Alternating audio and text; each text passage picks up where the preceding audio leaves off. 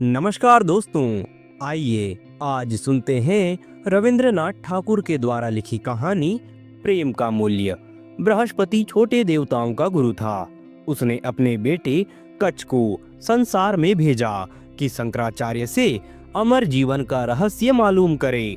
कच्छ शिक्षा प्राप्त करके स्वर्ग लोक को जाने के लिए तैयार था। उस समय वह अपने गुरु की पुत्री देवयानी से विदा लेने आया। कच्छ, देवयानी, मैं विदा लेने आया हूँ। तुम्हारे पिता के चरण कमलों में मेरी शिक्षा पूरी हो चुकी है। कृपा कर मुझे स्वर्गलोक जाने की आज्ञा दो। देवयानी, तुम्हारी कामना पूर्ण हुई।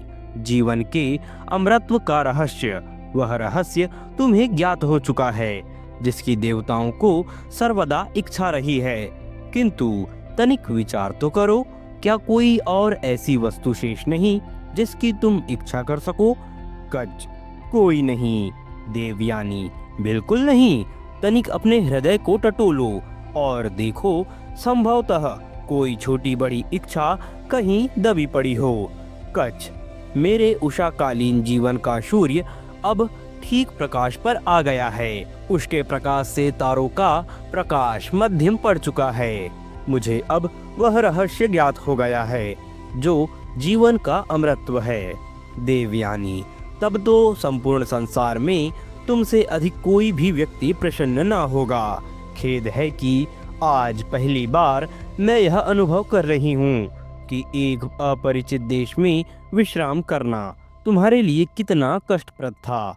यद्यपि यह सत्य है कि उत्तम से उत्तम वस्तु जो हमारे मस्तिष्क में थी तुमको भेंट कर दी गई है।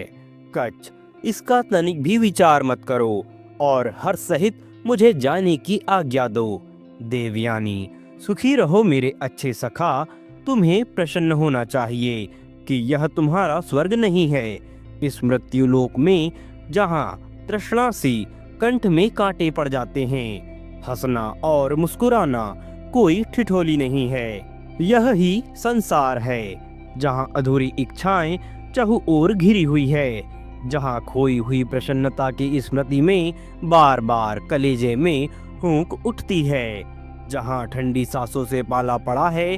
तुम ही कहो, इस दुनिया में कोई क्या हंसेगा? कच्छ, देवयानी, बता, जल्दी बता, मुझसे क्या अपराध हुआ? देवयानी, तुम्हारे लिए इस वन को छोड़ना बहुत अधिक सरल है। यह वही वन है जिसने इतने वर्षों तक तुम्हें अपनी छाया में रखा और तुम्हें लोरियां दे देकर थपकाता रहा। तुम्हें अनुभव नहीं होता कि आज वायु किस प्रकार क्रंदन कर रही है। देखो, वृक्षों की हिलती हुई छाया को देखो, उनके कोमल पल्लवों को निहारो।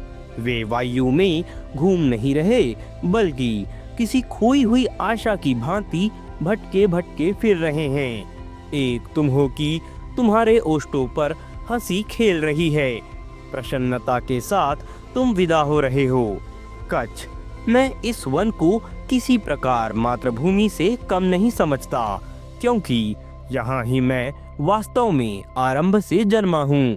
इसके प्रति मेरा स्नेह कभी कम न होगा। देवयानी, वह देखो, सामने बड़ का वृक्ष है जिसने दिन के घोर ताप में, जबकि तुमने पशुओं को हरियाली में चरने के लिए छोड़ दिया था, तुम पर प्रेम से छाया की थी।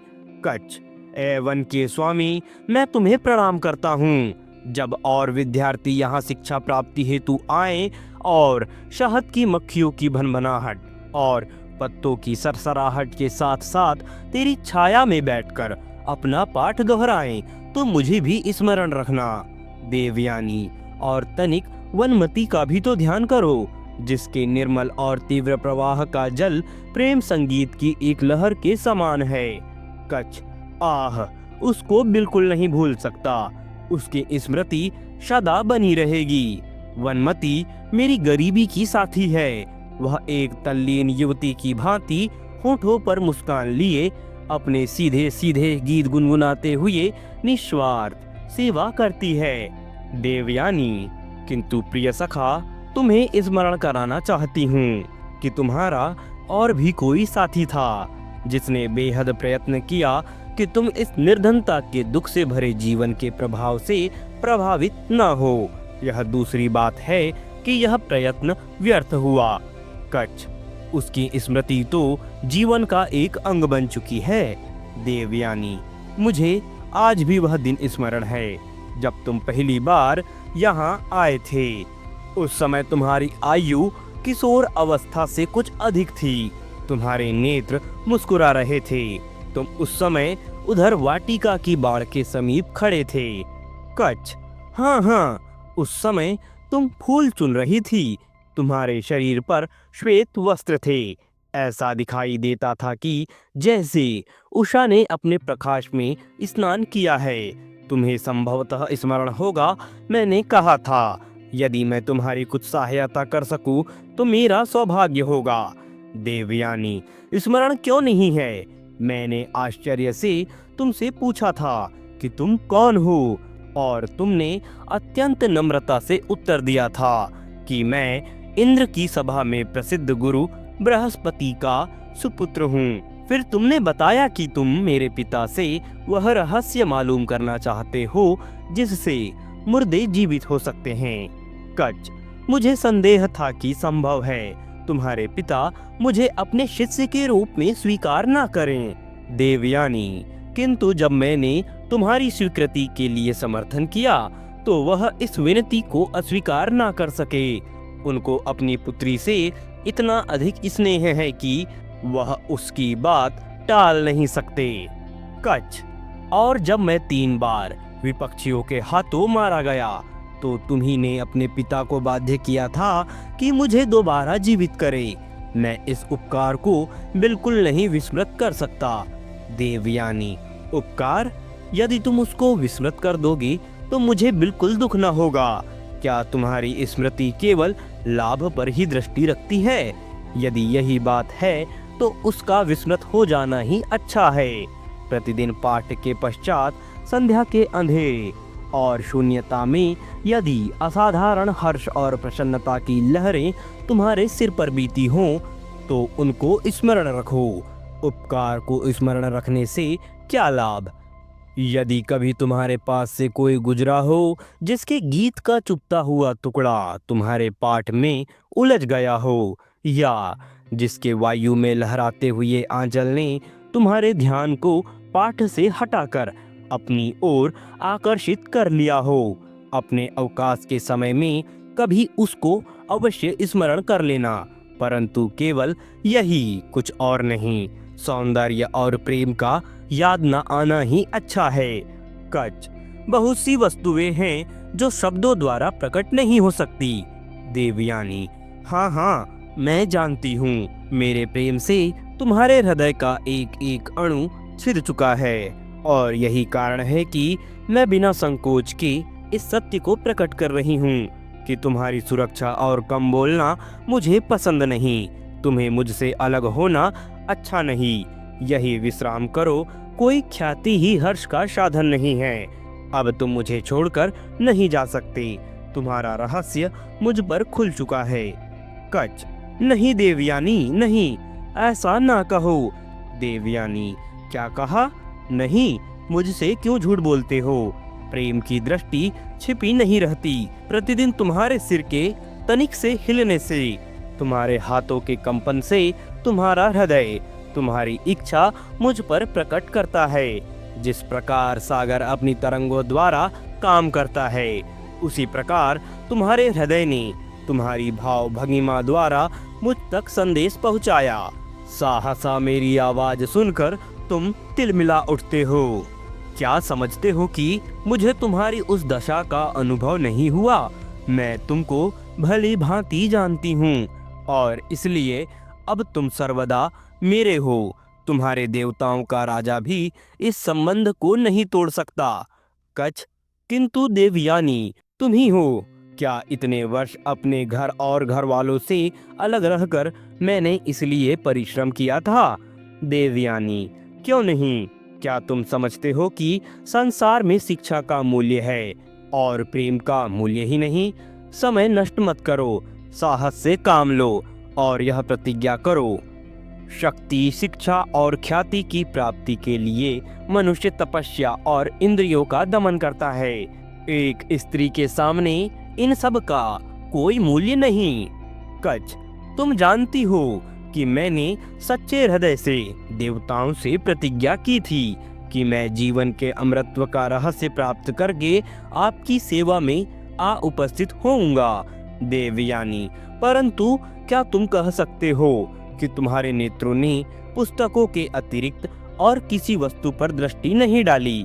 क्या तुम यह कह सकते हो कि मुझे पुष्प भेंट करने के लिए तुमने कभी अपनी पुस्तक को नहीं छोड़ा?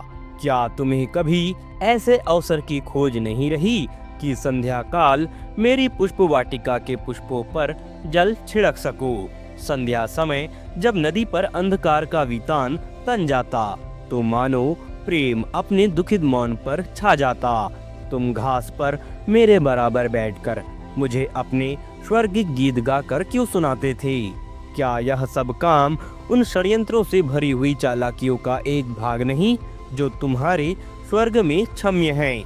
क्या इन कृत्रिम युक्तियों से तुम्हारे मेरे पिता को अपना ना बनाना चाहा था और अब विदाई के समय धन्यवाद के कुछ मूल्यहीन सिक्के उस सेविका की ओर फेंकते हो जो तुम्हारे छल से छली जा चुकी है? कच, अभिमानी स्त्री, वास्तविकता को मालूम करने से क्या लाभ? यह मेरा भ्रम था कि मैंने एक विशेष भावना के वश तेरी सेवा की और मुझे उसका दंड मिल गया, किंतु अभी वह समय नहीं आया कि मैं इस प्रश्न का उत्तर दे सकूं कि मेरा प्रेम सत्य था या नहीं, क्योंकि मुझे अपने जीवन का उद्देश्य दिखाई दे रहा है।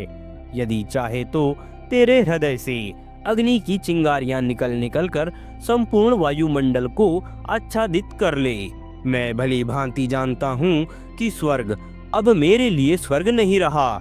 देवताओं की सेवा में यह रहस्य तुरंत ही पहुँचाना मेरा कर्तव्य है, जिसको मैंने कठिन परिश्रम के पश्चात प्राप्त किया है। इससे पहले मुझे व्यक्तिगत प्रसन्नता की प्राप्ति का ध्यान तनिक भी नहीं था। क्षमा कर देवयानी, मुझे क्षमा कर। सच्चे हृदय से क्षमा का इच्छुक हूँ। इस बात को सत्य जाना कि तुझे आघात पहुंचाकर मैंने अपनी कठिनाइयों को दुगुना कर लिया है। देवयानी, क्षमा, तुमने मेरे नारी हृदय को पाषाण की भांति कठोर कर दिया है। वह ज्वालामुखी की भांति क्रोध में भभक रहा है। तुम अपने काम पर वापस जा सकते हो, किंतु मेरे लिए शेष क्या रहा? केवल स्मृति का एक कंटीला बिछौना और छिपी हुई लज्जा जो सर्वदा मेरे प्रेम का उपहास करेगी। तुम एक पथिक के रूप में यहाँ आए धूप से बचने के लिए, मेरे वृक्षों की छाया में आश्रय लिया और अपना समय बिताया। तुमने मेरे उद्यान के संपूर्ण पुष्प तोड़कर एक माला गुथी और जब चलने का समय आया तो तुमने धागा तोड़ दिया, पुष्पों को धूल में मिला दिया। मैं अपने दुखित हृदय से शाप देती हूँ कि जो शिक्षा तुमने प्राप्त की है वह सब तुमसे विस्मृत हो जाए। दूसरे व्यक्ति तुमसे यह शिक्षा प्राप्त करेंगे। जिस प्रकार तारे रात में अंधियारी से संबंध स्थापित नहीं कर पाते बल्कि अलग रहते हैं, उसी प्रकार तुम्हारी यह विद्या भी तुम्हारे जीवन से अलग रहेगी। व्यक्तिगत रूप में तुम्हें इससे कोई लाभ ना होगा, और यह केवल इसलिए कि तुमने मेरे प्रेम का अपमान किया, प्रेम का मूल्य नहीं समझा। आप सुन रहे थे रविंद्रनाथ ठाकुर के द्वारा लिखी कहानी। आपको यह कहानी पसंद आती है तो हमारे YouTube चैनल को सब्सक्राइब जरूर करें, हमारे वीडियोस को लाइक करें और अपने दोस्तों के साथ साझा करना ना भूलें। कोई भी शिकायत हमें कमेंट बॉक्स के जरिए जरूर भेजें। हम जल्द ही मिलेंगे एक नए दिन नई कहानी के साथ। अब हमें चलने की आज्ञा दीजिए। नमस्कार।